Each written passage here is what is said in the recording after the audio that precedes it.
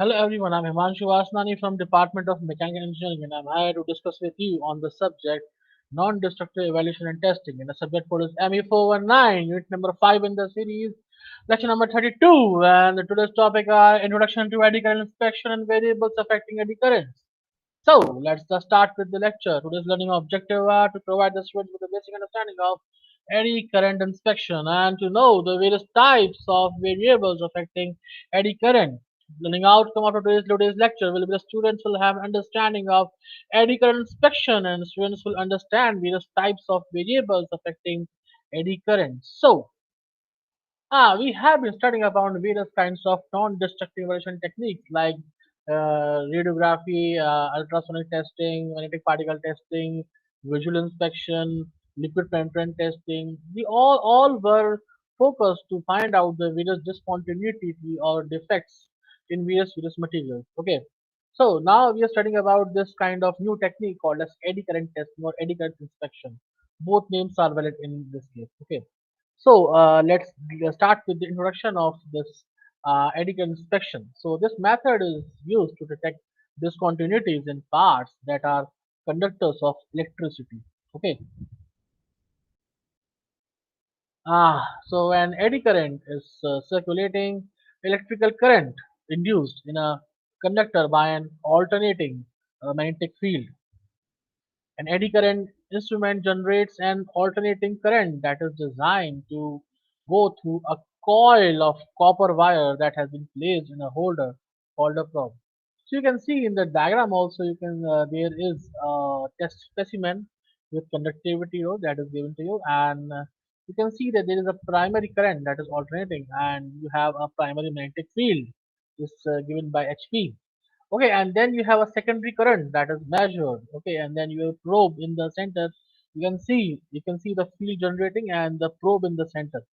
Okay, so this is how this eddy current inspection setup is there. So they say that this eddy current method, okay, this inspection, it is used to detect discontinuities in parts that are conductors of electricity. So we have this facility only for the materials that are conductors of electricity. Okay, and they say that eddy current is a circulating electrical current induced in a conductor by an alternating magnetic field. Okay, you can see in this diagram the primary current is alternating. So an eddy current instrument generates an alternating current that is designed to go through a coil of copper wire that has been placed in a holder called a probe. You can see the placement of probe in the diagram. Now this results in the coil producing an alternating magnetic field that when placed near a conductor generates electrical currents within the conductor. Okay, what is this doing? This is creating electrical currents within the conductor. So when these eddy currents encounter an obstacle such as a crack or a defect, the normal path and the strength of the current is changed. And this change is detected, processed, and then displayed on the instrument display. Okay, when you can say these eddy currents, when these are encountered in the, you can say, uh, encounter an obstacle, or you can say it is called as a defect or a discontinuity or a crack. So what happens that the normal path, okay, and the strength of the current that is changed. Okay, the normal path and the strength of the current is changed, and this change of path and strength of the current is detected. Okay, and this is processed and then displayed on the instrument display. So in this way you uh, find discontinuities in parts, but those parts should be conductors of electricity. Okay, you can see this diagram once again and it is clearly displaying how the setup is through. Okay, you can see the probe at the center which we have just discussed in the previous slide. Okay, and so it is really helpful because it's a current that is primary and this secondary current, the is shown is there, and there is primary magnetic field also shown with this. Okay, in the test specimen. Okay, so let's go further. uh, See, this diagram is very important when you want to understand this eddy current testing. So make sure that you understand this diagram and you can say deeply. So eddy current inspection is a reference type inspection. The term reference means a standard is used to set up the experiment. Okay. Now, results are only as good as the reference standards are used. So, for flaw detection, a minimum of three flaws of varying sizes is recommended for setup. So, the three flaws represent a closer standardization method for inspection reliability and probability of detection, that is for data. Okay. Now, POD stands for probability of detection. Okay. So, calibration standards are also used for thickness measurements and conductivity testing. Okay. Now the term calibration refers to the use of standards directly traceable to a National Institute of Standards and Technology (NIST) standard that is government control. Okay, so we have to consider the references also and calibrate accordingly. Okay, and these calibration standards these also can be used for thickness measurement and connectivity testing. So that is a bit ahead of that. So definition of eddy currents, that is on that eddy currents are electrical currents induced in a conductor by time varying magnetic field. Okay, what do you say? Eddy currents are electrical currents induced in a conductor by time varying magnetic field. So eddy currents flow in a circular pattern, but their paths are oriented perpendicular to the direction of the magnetic field. Okay, what happens in there? These are electrical currents induced in a conductor by time varying magnetic field, and this eddy current they flow in a circular pattern. Okay, but their paths are oriented perpendicular 90-degree to the direction of the magnetic field. Now the eddy current inspection method is highly capable. Okay, it's reliable inspection method. So when used by a trained technician, it can be used to detect surface and some subsurface cracks, determine material properties and measure the thickness of thin materials, conductive coatings and non-conductive coatings on conductive substrates. So you can see that the wide range of you can say detection or inspection facilities this Eddy provides. Okay, it will help you detect surface and some subsurface cracks. You can also determine material properties and some thickness of thin materials, which is really good. Okay, but the thing is that it should be used by a trained technician. Now, some advantages about editing method is like instantaneous results are there on the screen. Then you have little part preparation for that. No hazardous materials required. Sensitive to small flaws and little or no operator danger. That is really good. The operator danger is not there, or very little is there. So, so little or no operator danger is a good advantage in this. Now limitations. Now inspection is limited to electrically conductive materials that we have discussed in the starting of the this discussion only that this inspection technique is limited to electrically conductive materials. Then flaws that run parallel to the surface are difficult to detect. Okay.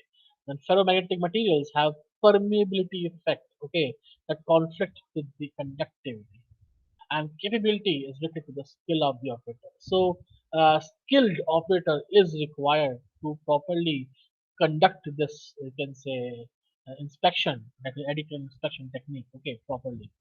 So, now those some variables are there that affect the eddy current, okay. Now, see, whenever we do some kind of testing, obviously there are certain variables that affect their working, okay. So now in eddy current inspection also we have some variables that affect the eddy current testing, okay. So let's study about them also. Now, inspection parameters such as coil to specimen separation, also called as liftoff or fill factor, depending on the type of coil used, and the coil assembly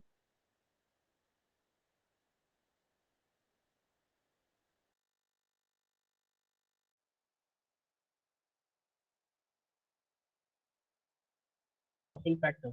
These are terms, okay, that we use depending on the type of coil used, and coil assembly design may cause the eddy currents to vary. So both are important. Coil to specimen separation and then coil assembly also. Now a sequence of this is often that eddy current for one condition, that is presence of discontinuities, can be hampered by variation in properties not of concern, that is for specimen geometry. Now, in most cases, the effects of variation in properties not of interest can be minimized or suppressed.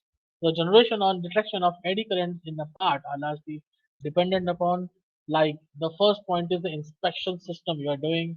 Second is the material properties of the part, and the third is the test conditions. Okay, so these three things are really important for proper inspection. Now, now eddy effect of connectivity on eddy current. So this is a very important topic because connectivity is very important issue. Now, in the diagram also on the right hand side, you can see that it is shown that on the left diagram it is shown as a good conductor and the right is shown a poor conductor. Okay. Now the intensity is shown on the horizontal axis and the depth is there on the vertical axis. You can easily see. And eddy current is shown there in this written on the board diagram. And then you have the test coil on the above that. Okay. And AC is so let's study this explanation that the distribution and intensity of eddy currents in a non-magnetic material is strongly affected by electrical conductivity. Okay, this distribution and intensity of eddy current in in non-ferromagnetic materials is strongly affected by electrical conductivity. So the material of relatively high conductivity, strong eddy currents are at the surface. Okay, they say in a material of relatively high conductivity, these strong eddy currents are generated at the surface. Okay, so you can see in this diagram also when there is a good conductor written, they say that maybe a good eddy currents are generated. Okay, then in turn, the strong eddy currents form a strong secondary electromagnetic field opposing the applied primary field. Okay, and as a result, the strength of the primary field decreases rapidly with increasing depth below the surface. You can see that the it is decreasing in the diagram. You can see in the first diagram, it is shown that the strength of the primary field is as soon as the depth is increasing. You can see on the diagram the depth is shown at the bottom. So depth is increasing on the bottom side. Okay, from top to bottom. They say as the depth. Okay, as a result, the strength of the primary field decreases rapidly with increasing depth below the surface. The strength of the primary field decreases rapidly with increasing depth below the surface. So, in poorly conductor materials, the primary field generates small amount of eddy currents, which produces small opposing secondary fields. Okay. Now, therefore, in high conductor materials, strong eddy currents are formed near the surface. Okay, but their strength reduces rapidly with depth. Okay, at the surface, you have strong eddy currents when you talk about conductor materials. Okay, but when you can say the strength of the eddy currents, they are decreasing as the depth is increasing. Okay, and in poorly conductor materials, like in poor conductors, it is said, then weaker eddy currents are generated near the surface, but they penetrate to greater depth.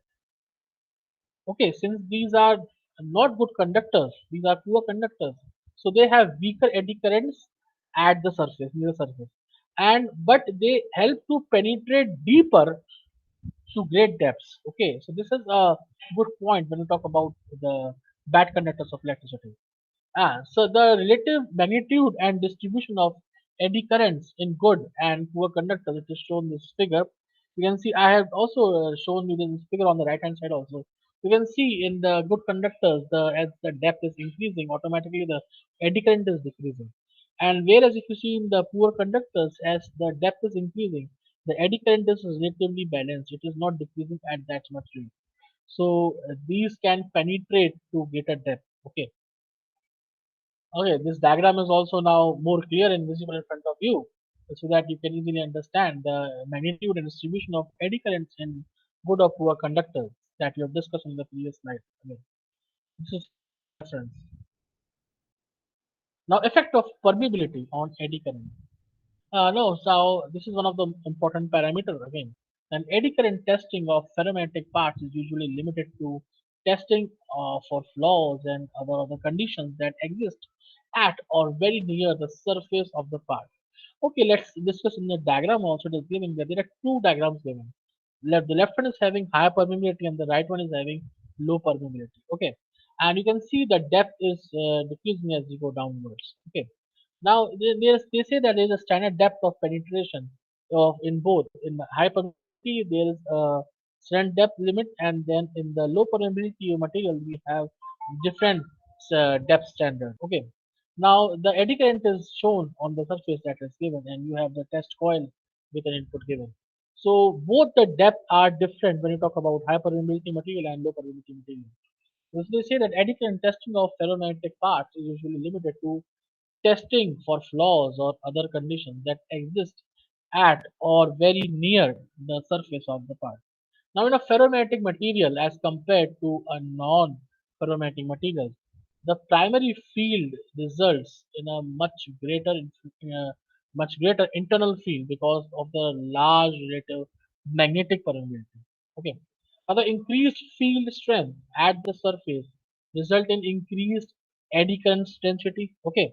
Now, the increased eddy current density, okay, due to this increased eddy field strength, this increased eddy current density generates a larger secondary field that rapidly reduces the overall field strength, okay, a short distance from the surface. I repeat, this increased eddy current density, this generates a larger secondary field that rapidly reduces the overall field strength, okay, and a shorter distance from the surface.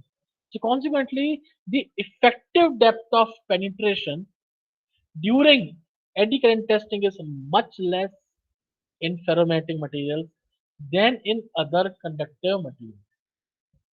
Okay, so the high relative magnetic permeability acts as a shield against the generation of eddy current much below the surface in a ferromagnetic part. Okay, the high relative magnetic permeability, it acts as a shield against generation of eddy currents much below the surface in a ferromagnetic part.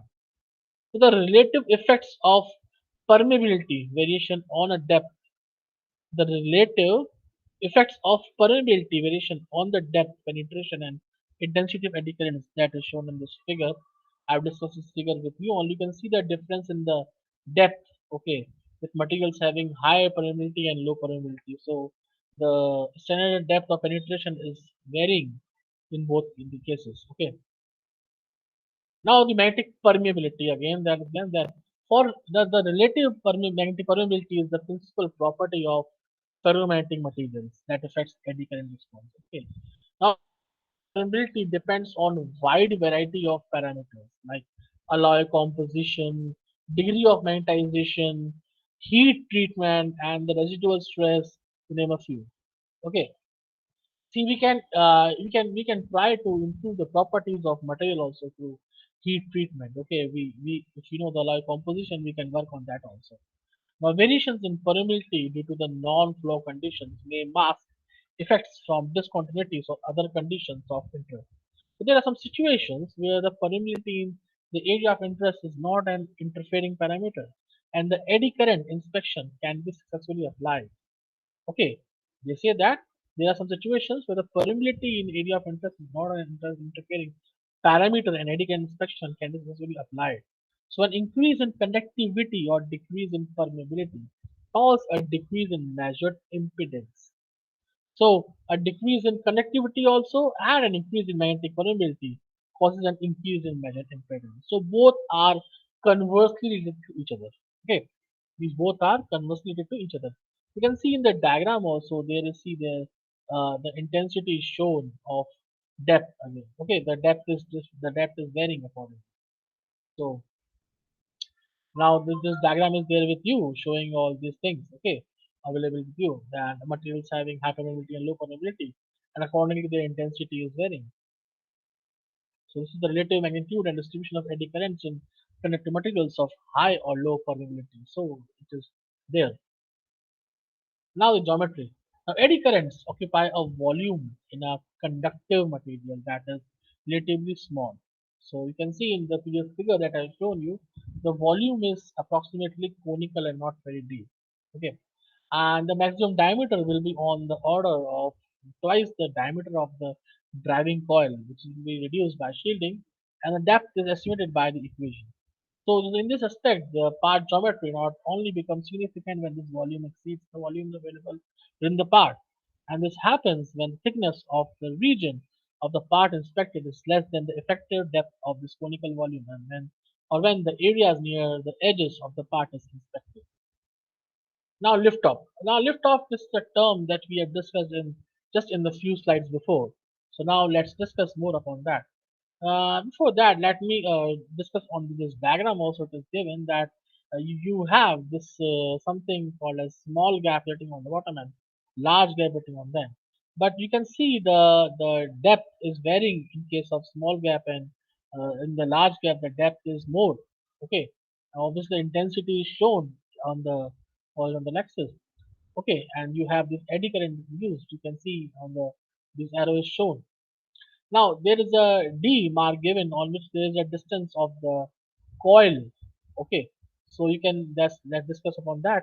So as an eddy current probe is brought near the conductor part, you will note a change in the characteristic signal. Okay, now when this probe near the part, a pronounced signal will be observed in response to a small change in distance between the point and the part. You can see in the diagram the distance is varying. It is shown by capital D.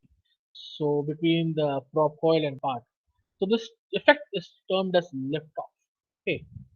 Okay. When the probe is near the part, a pronounced signal change will observe in response to small changes distance between the prop coil and part, and this is what is called as liftoff. Okay, so we should know that liftoff.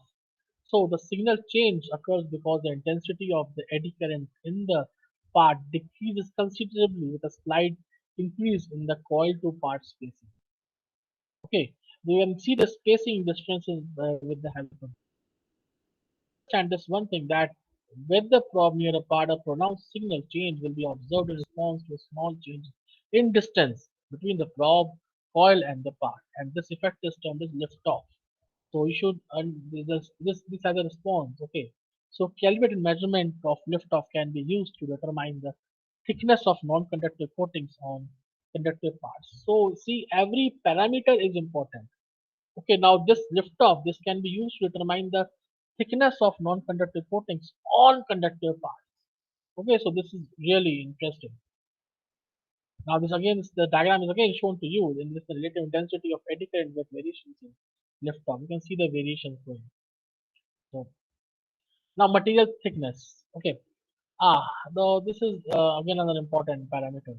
So let's see the in sheet materials with thickness less than the effective depth of penetration. The electromagnetic field is not zero at the back surface. Let's look at this diagram. Okay, now here you can see that the intensity is written on the horizontal axis, and then you have the depth. Now the depth is varying in both the cases. On the left hand side, the depth is less. On the right hand side, the depth is more. Okay. Now you can see that it is in like a backing material, and then there is a thin conductor on both the specimen. Okay, and then you have the standard depth of penetration. The depth is varying. In the left case, it is slightly low, and in the right hand side, it is more. The depth is more. Okay, now let's discuss on that. That in sheet material with thickness of less than the effective depth of penetration, the electromagnetic field is not zero at the back surface. Okay, you can see the backing material in the diagram, and you have a thin conductor on the top. As the thickness decreases, the field at the back surface increases, and as the thickness increases, the back surface field decreases. Okay, as the thickness increases, the back surface field decreases. So this provides a mechanism for the thickness gauging of thin materials. Furthermore, a material of either lower or higher conductivity at far side will change the magnitude and distribution of the eddy currents as shown in this figure. Now, this provides a means for the thickness gauging of thin conductive coatings on underlying materials that are either more or less conductive than the coating. So this is helpful in finding out the material thickness. Okay, and then this is the distribution of eddy currents in thin conductors backed by the materials of different conductivity. So you can this I have discussed the diagram just in the previous slide also with you. Now heat treating conditions on hardness. So now these are some conditions for heat treatment. Okay, Now, why we do this? We do this because as per the requirement of various alloys, and we also need to do some testing. So we go for this.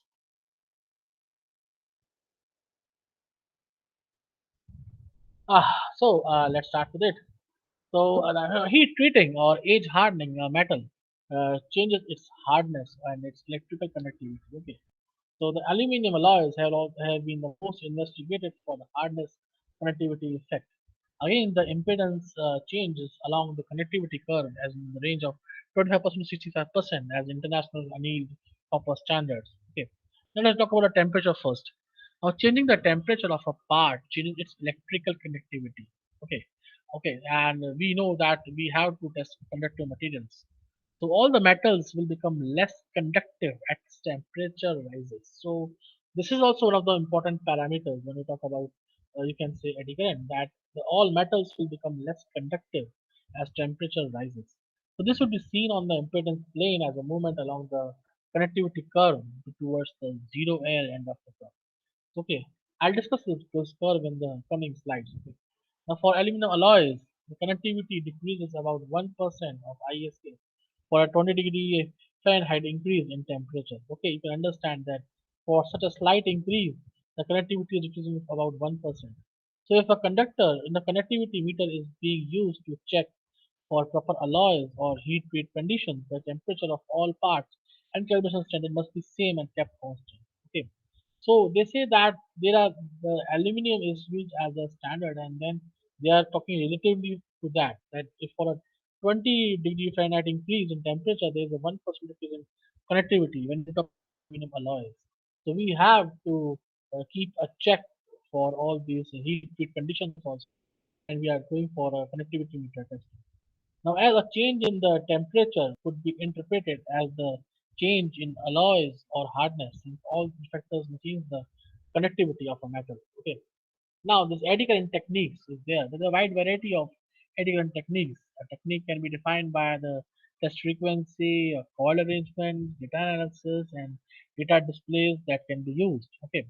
Now, the techniques that I discussed in this table, like common applications of eddy current inspection, and to our common applications used to measure or detect a variety of conditions. Now, the table is categorized according to the actual material property or the inspection parameter to be measured. Now this is all. This table is only for ferromantic materials. So let's discuss on that only. Now you can see all the parameters, all the columns that you can see that there are electrical connectivity is there. So you can see it can be affected by a lot or heat treating conditions or heat damage or plating thickness or cladding or thickness. Then if you talk about magnetic permeability, this can be affected by alloy sorting or heat treat conditions or gauge depth or plating thickness. The geometry can be affected by metal thickness, and then the material discontinuities. Now, this can be affected by cracks or segregation or seams or inclusions, corrosion, porosity, carbon fiber breakage. We have discussed all these discontinuities in the starting lectures, where I have taught you about what all kind of discontinuities can be found in the material, or they should be known to the inspector. Okay. Now, the lift-off or fill factor that we discussed this year, discussed with you, and it can be affected by insulation thickness or non-metallic coating thickness or proximity gauge or diameter, the example of a bar stock and encircling coil. So these are some common applications of this EACI, Eddy Current Inspection. Okay, and move to the next slide. A field application. The eddy current method is suited for detection of service-induced cracks in aircraft parts, and related equipment. And in addition, the eddy current equipment is a portable with most systems using battery power. Okay, so this is really good. Now, eddy current applications are best suited for inspecting small localized areas. Okay, now scanning large areas are for randomly oriented cracks is discouraged unless the system is automated. So eddy current can be more economical than other methods because stripping and refinishing of surface coating is not normally required. So this is really good. Okay, this is really good because you don't have to do it again. Now the materials and processes. Let's talk about this structure of material metals in this.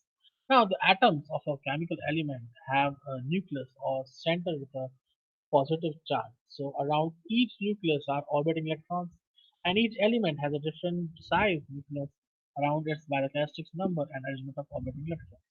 So the distribution and number of outermost electrons determine the properties of the material, including its metallic or non-metallic nature.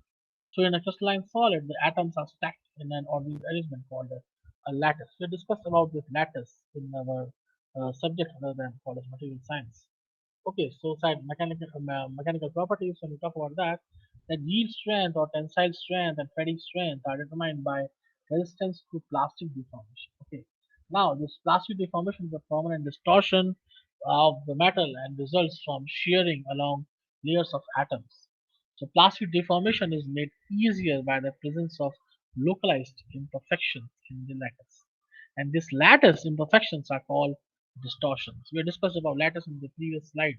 So they say that these plastic deformations, okay, these are easier by the presence of localized imperfections called in lattice. And these lattice imperfections are called dislocations and are present in great number in all commercial metals and alloys. So the resistance to movement of the dislocations can be increased, the strength of the metal can be increased. Okay, how you can increase the strength of the metal? If the resistance to movement of the dislocations can be increased, okay, the strength of the metal can be increased, and these dislocations are lattice imperfections. Okay, now the electrical connectivity. Let's talk about it. Now, electrical connectivity is a measure of the ease with which the electrons can move in the material. Okay, electrical connectivity is a measure of the ease with which the electrons can move within a material. So, good conductors of electricity have loosely bounded electrons in the atomic lattice or crystalline structure and are relatively free of obstacles to the movement of those electrons. Now, metals have great connectivity than non-metals, but even within metals, there is a wide range of connectivity. Okay, these metals, these have a greater connectivity, but even within metals, there is a wide range of connectivity. Now, a perfect lattice is one in which there is no interruption in the orderly arrangement of the atoms making up the material.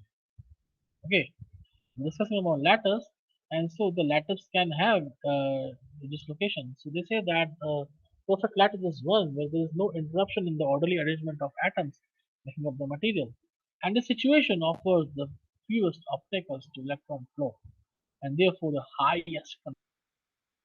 So any irregularity or distortion of the atomic lattice impedes the flow of electrons, and sources of such obstructions include atoms of alloying elements and grain boundaries. Okay.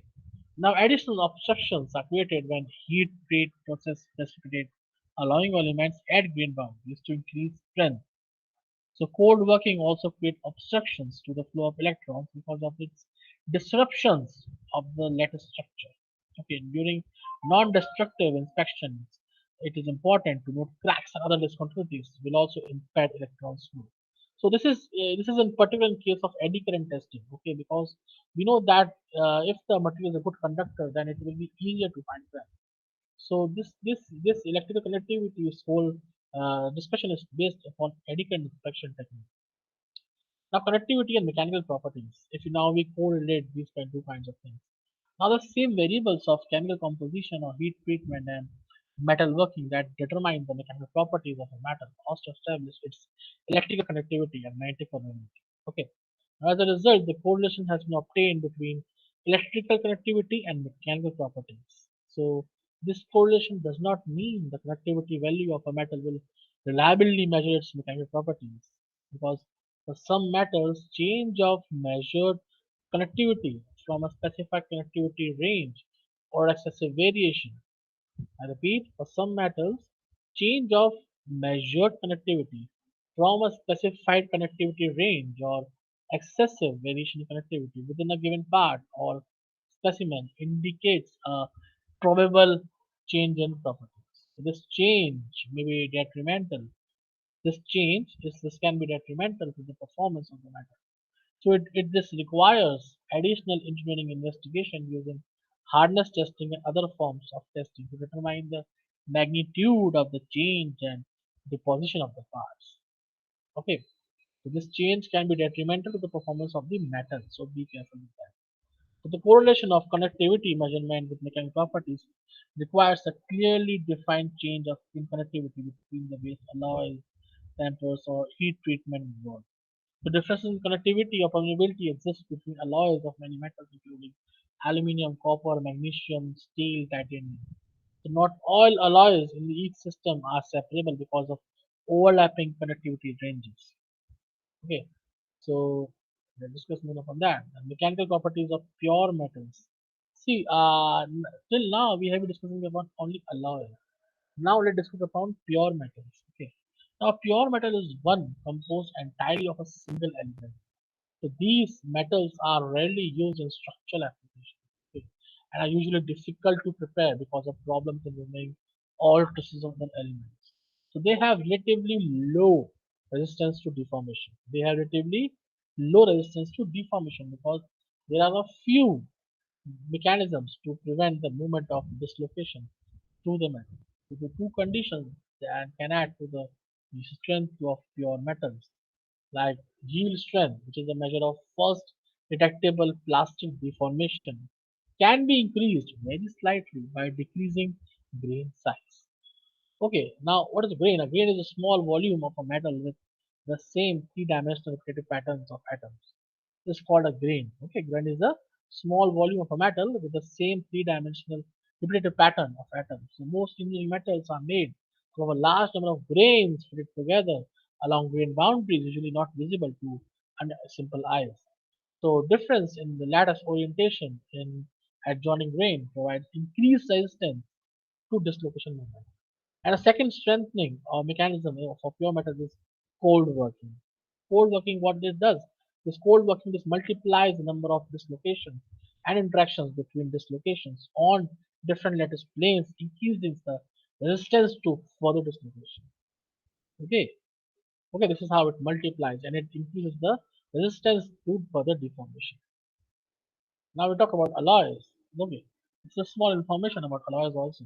That mostly engineering metals are alloys, and alloys formed by adding one or more, you can say, metals or non-metals to a base metal to form a metal of desired properties. So alloying elements are usually added during melting of a base metal, and the quantities are added as specified as a percentage range. Okay.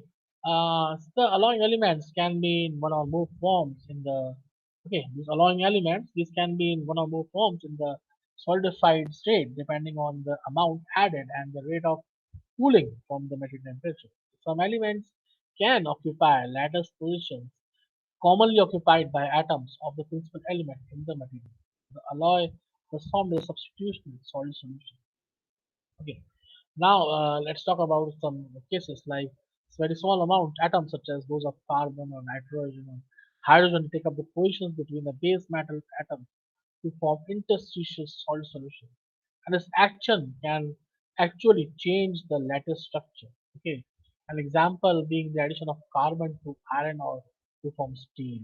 Okay, it's a very common thing called a steel because steel is a very commonly used material. So allowing elements can also form new lattice structures which are continuous throughout the metal or distributed as small particles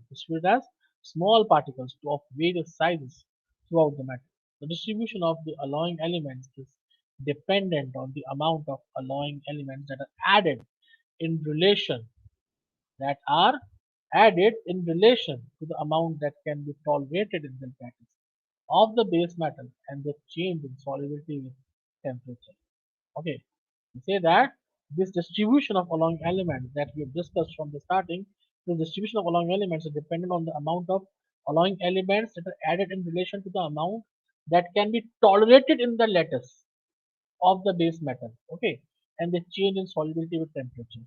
So both are important in this case. Okay, both are important. Now alloy effect and mechanical properties. Okay, and alloy effect on conductivity. So we know that all of the alloying element distribution they increase the resistance of a metal into deformation. Okay, that's why we are going for looking alloys. So increased strength results from interference of the alloying atoms or particles formed by the alloying atoms with the movement of dislocations or by the generation of new dislocations. So this distribution can be modified by heat treatment. Okay. Now when we talk about the connectivity, then alloys effect on connectivity should also be discussed. Then the connectivity of a metal is decreased as the increased amount of allowing elements are added. Okay, now, even small amounts of foreign atoms can greatly reduce conductivity. Some allowing elements have a greater effect on conductivity than others. Okay, then some they say that the atoms that most severely differ in size and electron distribution from the base metal cause the greatest decrease in conductivity. Okay, so the lattice distortion caused by the alloying atoms and the particles of different chemical compositions inhibit the flow of electrons through the lattice. Okay, so this is how the alloy effect on conductivity. Now, we discussed upon alloys, we discussed upon pure metals. Now, let's discuss upon the heat treatment because this can help you to modify some properties if required. So, the properties of a metal can be altered by changing the number and distribution of dislocation through allowing atoms and the particles of different compositions. These changes can be accomplished through various heat treatment types of heat treatment. The three principles that are normally used like annealing plus annealing treatment or solution heat treatment or precipitation heat treatment or artificial aging. So this can be helpful. Okay. Now when you talk about this annealing heat treatment, so in annealing the metal is heated to a sufficient high temperature to remove the effects of cold working by redistribution of dislocation and in some instance by the formation of new stress-free grains. Now see in annealing this is a very simple kind of a heat treatment. Okay. And this is really helpful you can say to remove the effect of cold working of materials and it helps in redistribution of dislocations and somehow it helps to remove by formation of new stress-free grains. Okay, that is maybe called as recrystallization in some cases. So during the annealing of alloy, the temperature is selected sufficiently high to permit the alloying atoms to readily migrate. However, the selected temperature is sufficiently below maximum solubility to favor the formation of separate particles and compounds by the alloying atom. So slow cooling from the annealing temperature encourages even more alloying atoms to move from their random position in the base metal lattice to aid in the growth of larger secondary compounds. Okay, now let's we have discussed about too much about these materials. So let's discuss about the MCQs now because MCQs are also important for discussing in that. Okay, so MCQs.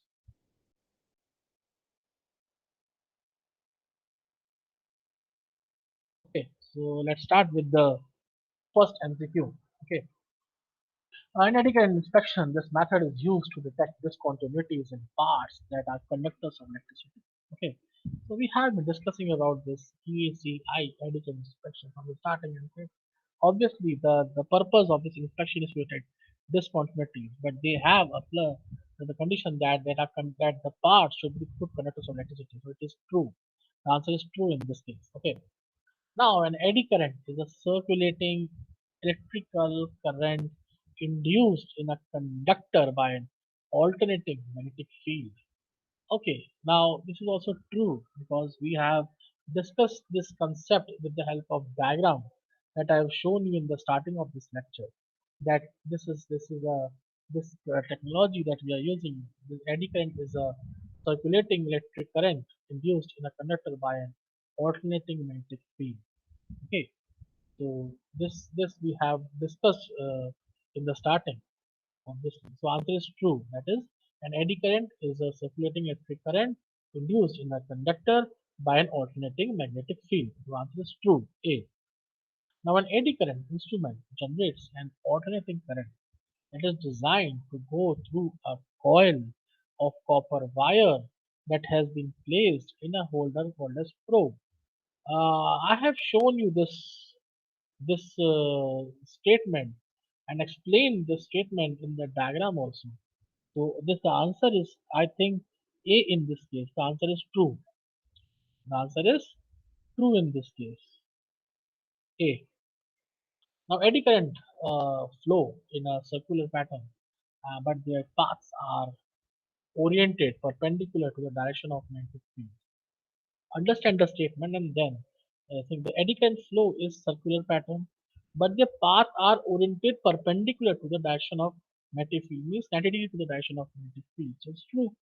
The answer is true. The paths of eddy current flow. These are oriented perpendicular to the direction of magnetic field. So This is there. So, understand thing, the eddy can show in a circular pattern, but their paths are pointed perpendicular to the direction of magnetic field. So true is the correct thing. The relative permeability. Okay,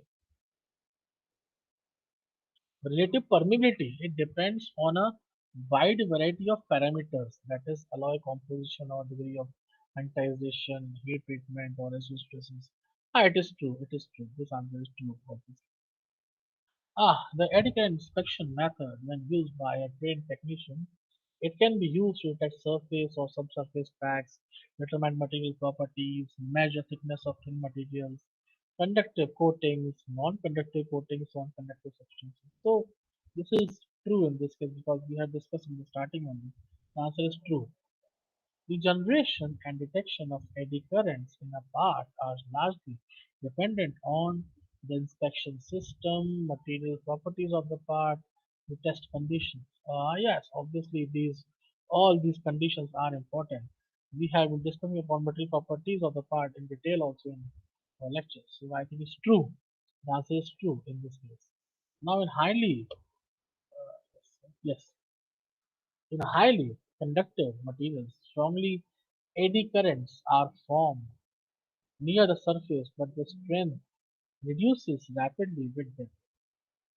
Okay, we have discussed this in the starting by the diagram, in which it is clearly show that if you take a highly conductive material, then their strong eddy currents are formed near the surface. Strong eddy currents are formed near the surface in case of highly conductive materials, but their strength reduces rapidly with depth. So it is true in this case. It is true. The answer is true. The high relative magnetic permeability acts as a shield against the generation of eddy currents much below the surface in a ferromatic part. It is true that we have discussed. And now, as an eddy current probe is brought near the conductive part, you will note a change in the detected signal. Now, with the probe near a part, a pronounced signal change will be observed in response to a small change in distance between the probe coil and part. Okay, when you bring the probe near apart, there will be a small signal change, which that will be observed in response to a small change in distance between the probe coil and the part. So you name this defect as a lift off. You call this effect is termed as lift off, which is true. In this case, the answer is true. Okay. So there is very simple concept in understanding that. As an eddy current probe is brought near the conductive part, you will note a change in the electric signal. Okay, and when you talk about this effect, so they said that with the probe near the part, a pronounced signal change will be observed in response to a small change in distance between the probe coil and the part, and this effect is termed as lift off. It is true in this case. So these are the references which you can refer. These references will help you to understand these topics deeper. This will give you more diagrams to view. This will give you more knowledge. So try to read these references if possible. Thank you.